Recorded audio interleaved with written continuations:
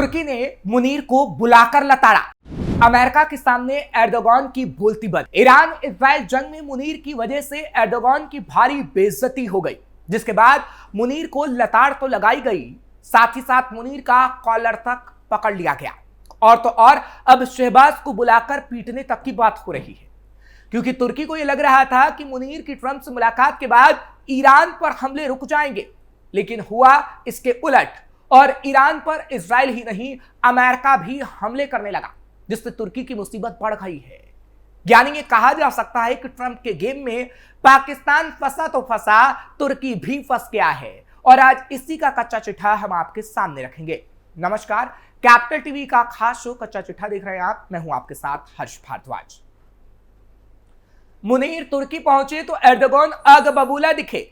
मामला कुछ यूं था कि पिछले दिनों राष्ट्रपति रेसेप तय्यप एर्दोगान ने पाकिस्तान के विदेश मंत्री इशाक डार और सेना प्रमुख आसिम मुनीर की मेजबानी की, जो इस्तांबुल में इस्लामिक सहयोग संगठन के विदेश मंत्रियों की परिषद की बैठक के लिए तुर्की में थे।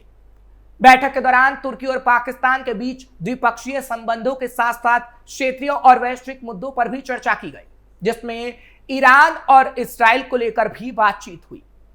राष्ट्रपति एर्दोगान ने मुनीर और डार से कहा कि ईरान पर इस्राइल के हमलों से पैदा होने वाले जोखिम तुर्की और पाकिस्तान दोनों को प्रभावित करेंगे, क्योंकि दोनों ही ईरान के पड़ोसी हैं।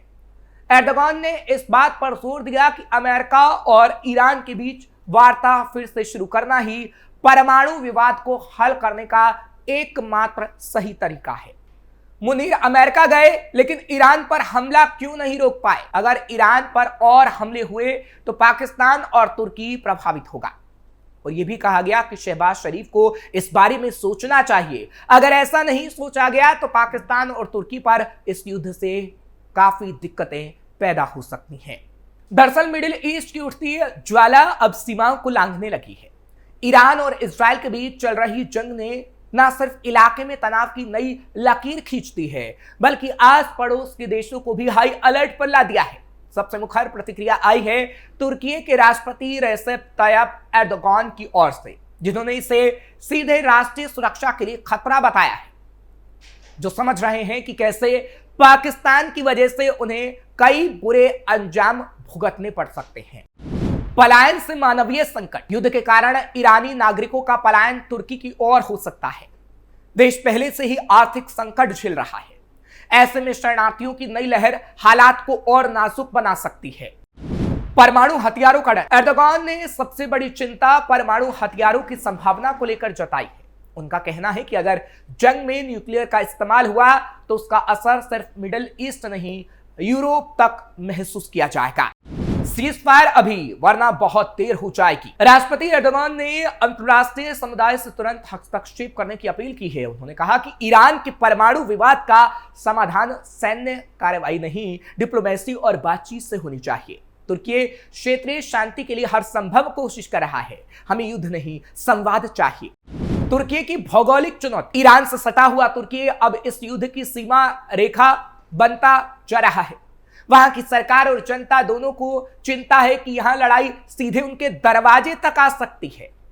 तेल, ट्रेड और तबाही की कड़ी। विशेषज्ञों का मानना है कि अगर यह संघर्ष और तेज हुआ तो यह वैश्विक व्यापार, खासकर तेल की सप्लाई और व्यापारिक रूट्स को गंभीर रूप से प्रभावित करेगा। मध्य एशिया की अस्थिरता का मतलब सिर्फ बम और मिसाइल नहीं है, इसका सीधा असर आपकी जेब पर भी पड़ सकता है। इसलिए तुर्की ये चाहता है कि इस्राइल और ईरान की जंग पर विराम लग जाए, लेकिन पाकिस्तान ने तुर्की के सपनों पर ही पानी फेर दिया, क्योंकि मुनीर जब ट्रंप से मिले तो कहा गया कि ईरान पर हमला करने के लिए ट्रंप को पाकिस्तान के एयरबेसों की जरूरत है, जिसके लिए मुनीर को बुलाया गया और ऐसा हुआ भी। अमेरिका ने मुनीर के पाकिस्तान लौटते ही ईरान पर हमला कर दिया, जिसके बाद अब मुनीर और शहबाज पर तुर्की आग बबूला है, लेकिन अमेरिका को लेकर शांत, क्योंकि पाकिस्तान को तो एर्दोगान खरी खोटी सुना सकते हैं, लेकिन अमेरिका को नहीं। उसकी सबसे बड़ी वजह क्या है वो भी आप जानिए। अमेरिका को लेकर खामोश क्यों है तुर्की? पाकिस्तान स्पॉन्सर आतंकियों ने जब भारत के पहलगाम में हमला किया था और भारत को आतंकियों के खिलाफ जवाबी कार्रवाई करनी थी, तब तुर्की पाकिस्तान के समर्थन में खुलकर बोल रहा था। भारत के ऑपरेशन सिंदूर के तहत मारे गए आतंकियों को तुर्की के राष्ट्रपति एर्दोगान ने श्रद्धांजलि तक दे डाली थी और पाकिस्तान के प्रति सहानुभूति जताई थी। लेकिन अब जब तुर्की के एक और पड़ोसी ईरान पर अमेरिका बमबारी कर रहा है तो तुर्की ने चुप्पी साध ली है। इजरायली और अमेरिकी हमले में मारे जा रहे निर्दोषियों को लेकर एर्दोगान के मुंह से अमेरिका की आलोचना का एक शब्द तक नहीं निकल रहा है, क्योंकि उसे पता है कि अमेरिका के खिलाफ अगर वो कुछ भी बोलेगा तो उसका विनाश तय है। दरअसल शनिवार को अमेरिकी राष्ट्रपति डोनाल्ड ट्रंप ने जानकारी दी थी कि अमेरिका ने ईरान के 3 परमाणु संयंत्रों को टारगेट किया है। ईरान पर हमले की जानकारी देते हुए ट्रंप ने कहा था, या तो शांति होगी या फिर ईरान के लिए त्रासदी होगी, जो पिछले 8 दिनों में हमने नहीं देखी है। इराक, मिस्र, सऊदी अरब, कतर जैसे ईरान के क्षेत्रीय सहयोगियों ने ईरान पर अमेरिकी हमले की जबरदस्त आलोचना की, लेकिन तुर्की ने घंटों बाद एक बयान जारी किया था, सिर्फ एक बयान जिसमें अमेरिका की आलोचना तक नहीं थी।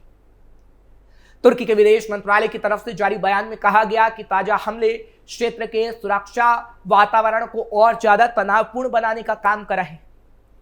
बयान में तुर्की ने बेहद ही सधे लहजे में कहा, तुर्की ईरान के परमाणु संयंत्रों पर अमेरिकी हमले के संभावित परिणामों को लेकर चिंतित है।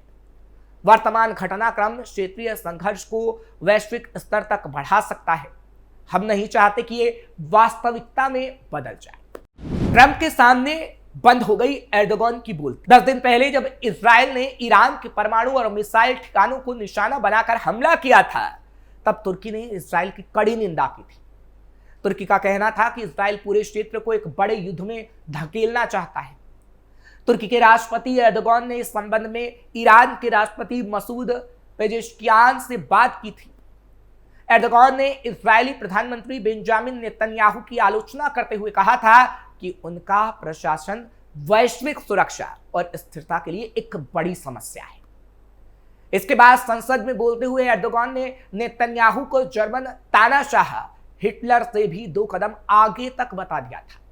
उन्होंने कहा था, द्वितीय विश्व युद्ध की सबसे भयावह तस्वीरें और वीडियो भी गाजा से आ रही तस्वीरों वीडियो की भयावह के आगे फीकी है। नरसंहार के मामले में नेतन्याहू हिटलर से बहुत पहले आगे निकल चुके हैं, लेकिन जब अमेरिका ने ईरान के परमाणु ठिकानों पर हमला किया तो तुर्की के सुर बदल गए और उसने बेहद ही संतुलित अंदाज में टिप्पणी की।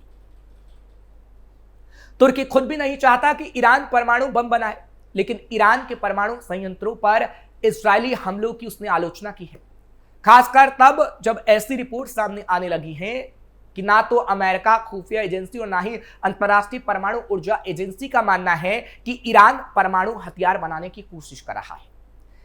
इसी वजह से तुर्की के अधिकारियों ने ईरान पर इजरायली हमले की निंदा करने में जल्दबाजी दिखाई, क्योंकि वो क्षेत्र में एक और युद्ध नहीं चाहता। पहले से ही गाजा, लेबनान और सीरिया में इजरायल के हमले जारी हैं और अगर ईरान में हमला हो रहा है तो उससे तुर्की सबसे ज्यादा प्रभावित होगा। इजरायल की आलोचना के साथ ही एर्दोगान ने ईरानी राष्ट्रपति पेजेश्कियान और ट्रंप समेत कई नेताओं से फोन पर बातचीत की है।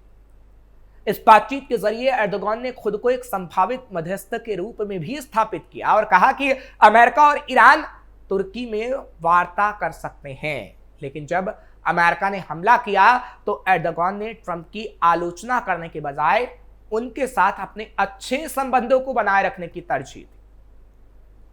ट्रंप के साथ अच्छे संबंधों की वजह से ही तुर्की ने उन्हें सीरिया से प्रतिबंध हटाने के लिए राजी किया था। मिडिल ईस्ट की आई एक रिपोर्ट में कहा गया है कि एर्दोगान अक्सर उग्र बयानबाजी करते हैं, जैसा कि उन्होंने भारत पाकिस्तान संघर्ष के दौरान पाकिस्तान के पक्ष में कर डाला था। लेकिन जब क्षेत्रीय संघर्षों की बात आती है और वो खुद फंसते हुए नजर आते हैं तो बारीक और सधा हुआ बयान देते हैं, तुर्की के फायदे की सोचते हैं।